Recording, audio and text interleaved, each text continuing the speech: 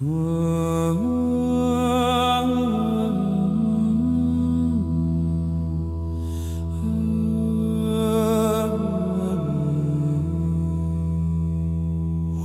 hope grows thin, when the fires dim low, when the wolves come closer, there is one name they know.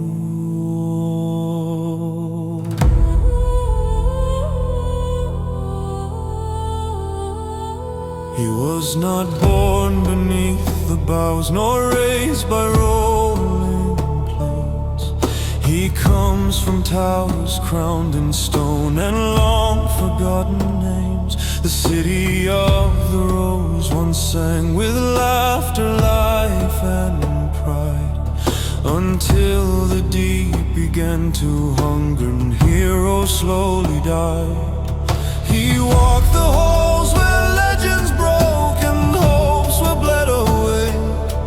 He heard the last of battle cries and chose to turn away, not for cowardice nor fear, but because he knew the cost, and how much more the world would lose if he became another loss.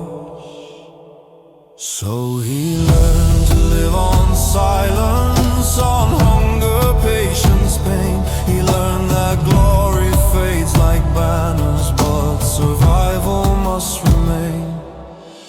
Thurdi of the rose, the last who walked away. He bears the weight of fallen names that time cannot erase. He hunts when others falter, he stands when strength runs low. He walks where light is swallowed, where no sane man would go. He does not come for glory, nor songs, nor shining praise. Thurdi comes when losing is a fate the world can't face.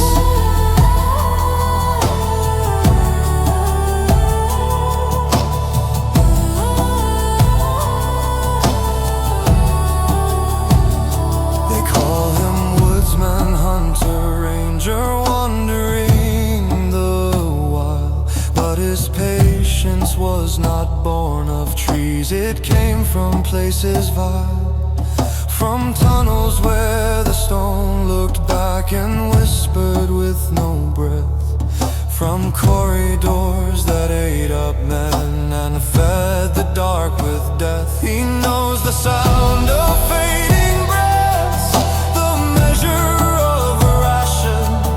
He's seen the end of cities when the brave outlive their passion. So when numbers start to dwindle, when the quiet feels like doom, Thurdi walks into the night before the world consumes.